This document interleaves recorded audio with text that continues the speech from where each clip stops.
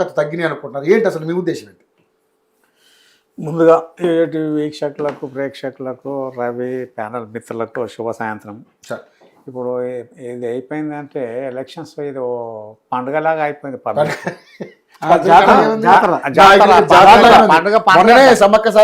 పండుగ దావత్ ఎట్లా అంటే అసెంబ్లీ అయిపోయింది, లోక్సభ అయిపోయింది, తర్వాత సర్పంచ్ అయిపోయింది, ఇప్పుడు మున్సిపాలిటీ అయింది, రేపు మళ్ళా ఏది మళ్ళా ఎంపీటీసీ జెడ్పీటీసీ ఎలక్షన్స్ వస్తుంది. ఇది ఏంటంటే పబ్లిక్ను ప్రజాధనాన్ని ఎక్కువ దుర్వినియోగం చేయడం. ఇక్కడ స్టేట్ వైజ్లా ఒకటేసారి మొత్తం డిసైడ్ చేస్తే కానీ ఎలక్షన్స్ ఏదైతుందో సాఫీగా జరగడానికి ఆస్కారం ఉంటుంది. ఇది ఇక్కడ ప్రజలు కూడా ఎట్లా అయిపోయినంటే రాబందులాగా అయిపోయారు. ఇప్పుడు వాళ్ళని రాబందులు తయారు చేశారు పార్టీలు.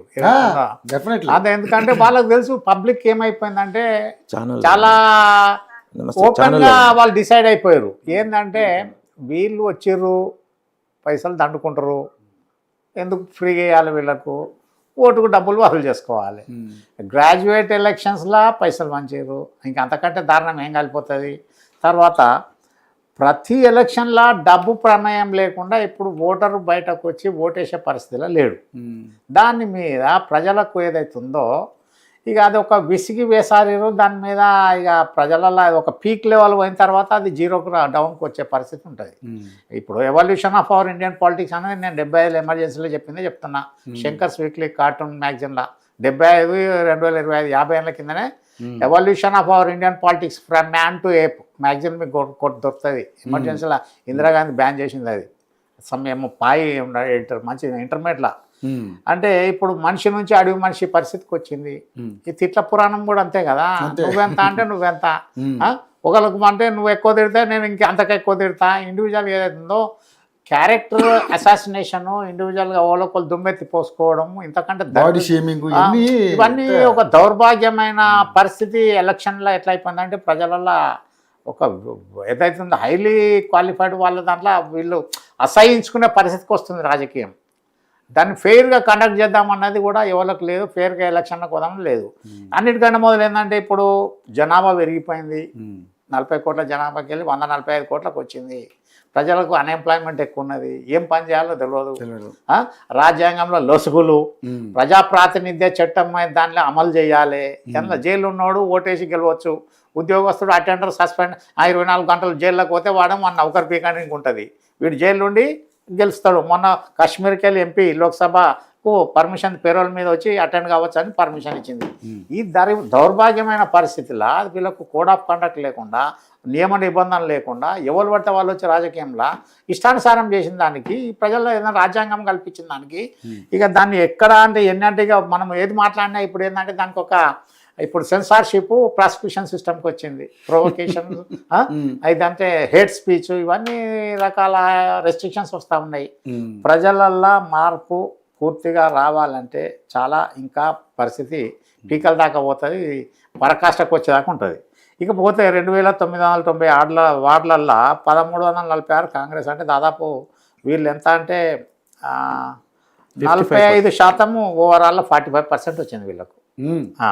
తర్వాత బీఆర్ఎస్కు 24% వచ్చింది ఓవరాల్లో చూసుకుంటే. ఇప్పుడు బీజేపీకి 8.7% వచ్చింది. ఇతరులకు ఏదైతుందో 8.34% వచ్చింది. ఓవరాల్గా 73% ఓటర్ టర్న్అవుట్ అయింది. ఓటర్ టర్న్అవుట్ అయితే దాంట్లో ఇప్పుడు కాంగ్రెస్కి దాదాపు 70 అనుకున్నారు, 67% వచ్చింది. 53, 54 అయితే ఇక్కడ కాంగ్రెస్కు 34% ఓటర్ షేరింగ్ టోటల్ ఓవరాల్లో. బీఆర్ఎస్కు ఏదైతే ఉందో 29.7, ఆల్మోస్ట్ 30% షేరింగ్. బీజేపీకి ఆల్మోస్ట్ 19.3, 20% షేరింగ్ ఉంది. తర్వాత కార్పొరేషన్ కలిస్తే డిస్టర్బ్ చేయక రామరెడ్డి, నేను చెప్పినాక మీరు మాట్లాడినప్పుడు అన్ని చెప్పకూడదు. మీరు మళ్ళీ టిట్ ఫర్ టాట్ పక్క పెట్టి మీరు మాట్లాడకూడదు. ఎంఐఎంకు 2%, సిపిఐకి 2%, సిపిఐఎంకు 1.2%, అదర్స్కు 9.7% ఓటర్ షేరింగ్ వచ్చింది.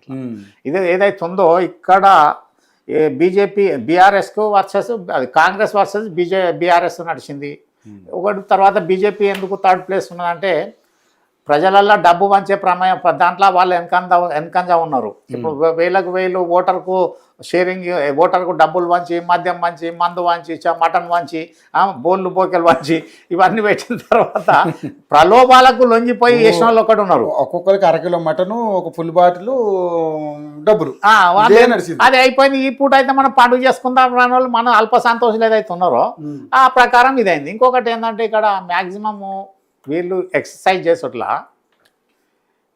బీజేపీ డబ్బులు వంచిన దాంట్లో అయితే పోలేదు నాకు తెలిసి. చిన్న చిత్క ఇవ్వడం అయితే పంచవచ్చు, కానీ బీజేపీ డబ్బులు వంచకుండా వాళ్ళకి ఈ మాత్రం రాగలిగినాయి అంటే పబ్లిక్లో కొద్దిగా ఇన్ఫ్లుయెన్స్ ఉన్నట్టే కదా. బీజేపీకి డబ్బులు పంచకుండా ఓట్లు పడ్డాయి అంటే పర్లేదంట.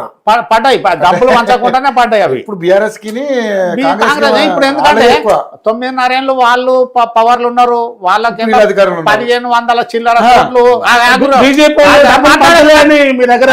చెప్తా ఉండా తర్వాత చెప్పను, రాసుకొని తర్వాత చెప్పు. డబ్బులు పంచలేదంటే అది నేను పంచ ఇండివిజువల్ చెప్తాను. మళ్ళీ మీరు మాట్లాడుకోరు అంటే రవి, నేను మాట్లాడలే.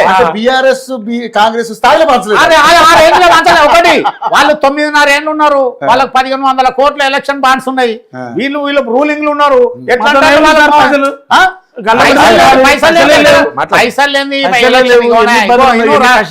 రాములు పైసలు లేని కాదు, ఇలా శవము దానం చేయాలంటే పైసలు లేని వాడిని దానం చేసే పరిస్థితులు లేదు.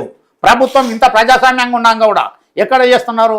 ప్రతిదీ పైసమయం అయిపోయింది, డబ్బుమయం అయిపోయింది.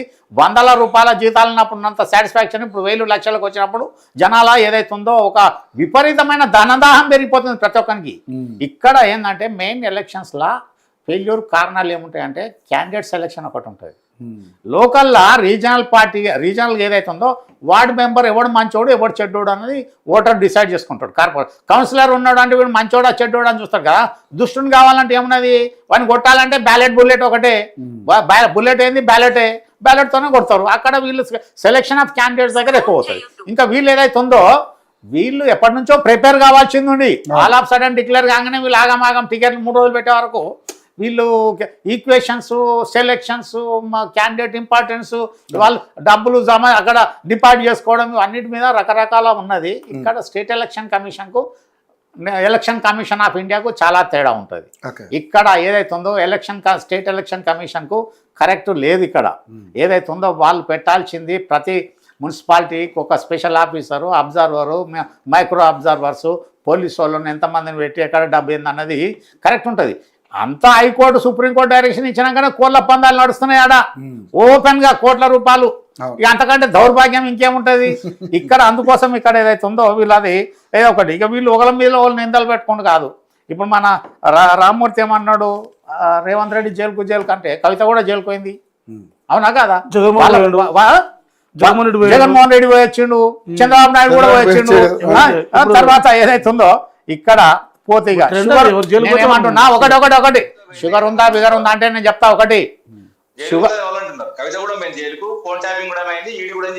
అయితే నేను మాట్లాడలేదు, ఒకటి మాట్లాడు. ఇక్కడ షుగర్ అన్నది రామ్మూర్తి అన్నది ఏదైతే ఉందో ఇదే కేటీఆర్కు 20 ఏళ్ళ నుంచి షుగర్ ఉన్నది. బయట వాళ్ళు మాట్లాడి పక్కకు పెట్టుర్రి. కేటీఆర్కు 20 ఏళ్ళ నుంచి షుగర్ ఉన్నది అంటున్నా, అది చెక్ చేసుకోమని చెప్పుర్రి. అట్లా ఒకళ్ళ గురించి మాట్లాడొద్దు ఏదైతే ఉందో అసాసినేషన్ అన్న దాని మీద.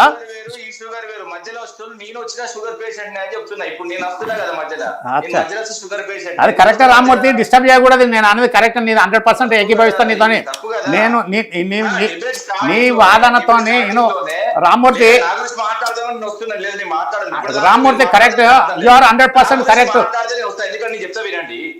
డిబేట్ స్టార్టింగ్ లోనే ఎవరు మాట్లాడినప్పుడు వాళ్ళే మాట్లాడే మధ్యకి రావద్దు. అయితే నేనేమంటున్నా, అయితే ఒకటి ఎవరైనా నాయకులే ఎవరైనా కూడా రామ్మూర్తి ఒక నిమిషం అరే ఒక నిమిషం రామ్మూర్తి ఒక నిమిషం ఆగు. రామ్మూర్తి ఒక నిమిషం ఆగండి. రామ్మూర్తి ఒక నిమిషం ఆగండి. 100% రామ్మూర్తితో ఏకీభవిస్తున్నా. ఆయన మాట్లాడలేదు, డిస్టర్బ్ చేయలేదు, నేను కూడా ఎవరు డిస్టర్బ్ చేయలేదు, ఎవరు మాట్లాడలేదు. అయితే ఇక్కడ ఓటర్ ట్రెండ్ ఎట్లుంటుంది అన్న దాని మీద ఎలక్షన్ టు ఎలక్షన్ డిఫరెన్స్ ఉంటుంది. పార్లమెంట్ అన్న వారికి ఏంటంటే మోడీని చూసేసారు 8 అసెంబ్లీ ఎంపీ ఎలక్షన్లల్లా. అదే ఎమ్మెల్యేలు ఎంత 8 మంది వచ్చారు కదా. అదే కాంగ్రెస్కు 8 మందికి ఇచ్చారు, ఎంఐఎంకు ఒకళ్ళకి ఇచ్చారు ఎంపీ ఎలక్షన్లల్లా.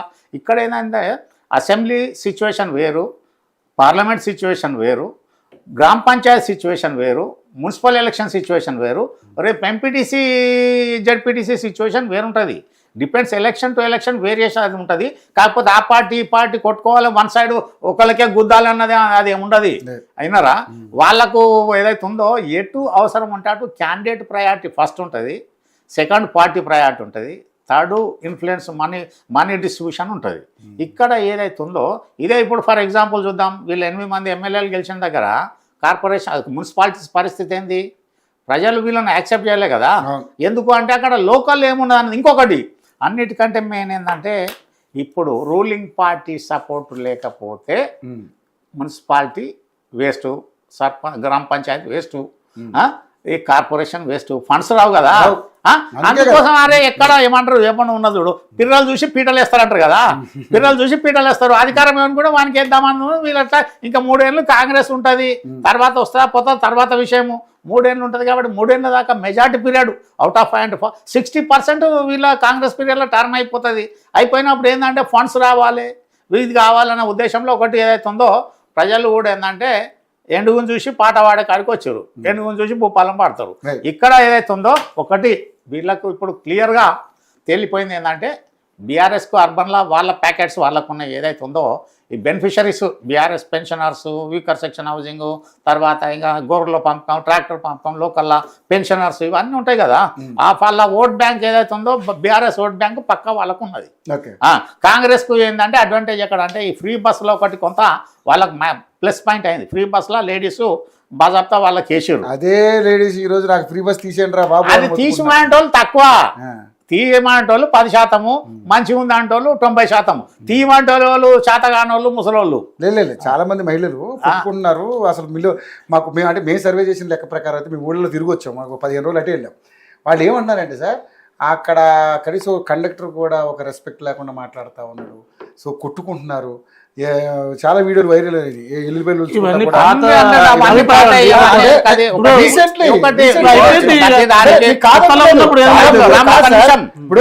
50-50 కొంతమందికి ఉపయోగం, కొంతమంది ఉపయోగం లేదు. చాలా మంది మహిళలు ఏమన్నారు గవర్నమెంట్ ఉద్యోగులకే ఉపయోగపడుతుంది ఆర్టీసీ బస్సు, మాకేం ఉపయోగపడతలేదు కొంతమంది నిన్నటికి నిన్ననే గౌరవ సుప్రీంకోర్టు ఏం చెప్పింది, 54,000 కోట్లు సైబర్ ఫ్రాడ్ జరిగింది. అంటే జనాలు ఈజీ మనీకి అలవాటు పడి పబ్లిక్ బందిపోటు దొంగల కంటే ఎక్కువ కారుకున్నది. ఒక నార్త్ ఈస్ట్ స్టేట్లలో ఒక స్టేట్ బడ్జెట్ అంతా పబ్లిక్ మింగేసారు. ఎందుకంటే సోషల్ మీడియా వచ్చింది అన్నది. ఇప్పుడు ఏంటంటే మన దగ్గర మెయిన్ మన విద్యా విధానం ఇప్పుడు మార్చాలి బీజేపీ కానీ. ఎట్లా అంటే చెప్తాను, ఇప్పుడు ఒక సిస్టమ్ ఏంటంటే డే 1 నుంచి ఇప్పుడు ఒక ఏనుగు ఉన్నదనుకోరు, గున్న ఏనుగుకి ఏం చేస్తారు తెలుసా, తాడుతో కట్టేస్తారు. అది గుంజినా రాదు అనేది దాని మైండ్లో ఏంటంటే ఫిక్స్ అయిపోయింది, దాన్ని కట్టేసారు, ఇది రాదన్నది. ఇప్పుడు మీకు కావాలంటే సజీవంగా చూడాలంటే గురువయ్యూర్ టెంపుల్ కేరళలో అక్కడ గజశాల 70 ఏనుగులు ఉంటాయి ఆడ, మొత్తం అక్కడ దగ్గర ఉంటుంది.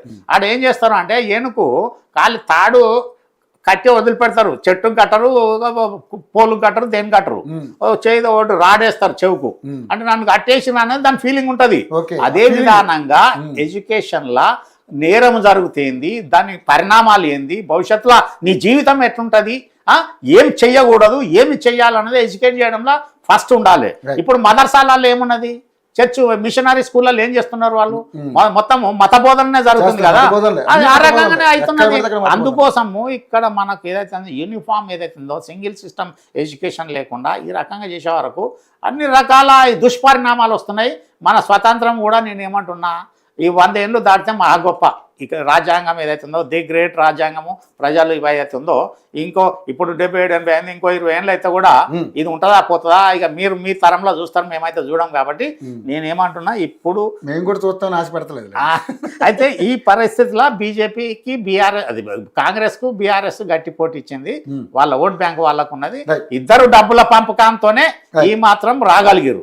కాకపోతే బీజేపీ ఏదైతే ఉందో పంపకంలో పంచితే పంచవచ్చు, ఎవడో క్యాండిడేట్ ఇష్టంతో కానీ పార్టీ పైసలు ఇచ్చి పంచి ఇచ్చిన పాపానైతే వాళ్ళు పోలేదు. సార్ పోయిన వాళ్ళన్న ఒక అంటే నిజాయితీగా చేశారా అంటే వీళ్ళు 2 పార్టీలు ఒప్పుకోగా. ముఖ్యంగా చూసుకుంటే రాములు గారు ఈ హంగు ఉన్న చోట కావచ్చు కానీ ఇప్పుడు జనగామలో చాలా ఉత్కంఠభరితంగా జరుగుతుంది అక్కడ. ఎందుకంటే ఆ స్వతంత్రులు ఎవరైతే ఉన్నారో వాళ్ళందరినీ బీఆర్ఎస్ వాళ్ళు తనకపోతుంటే కాంగ్రెస్ పార్టీ వాళ్ళు అడ్డుపడి వాళ్ళని ఆపుకునే ప్రయత్నం చేస్తూ ఉన్నారు.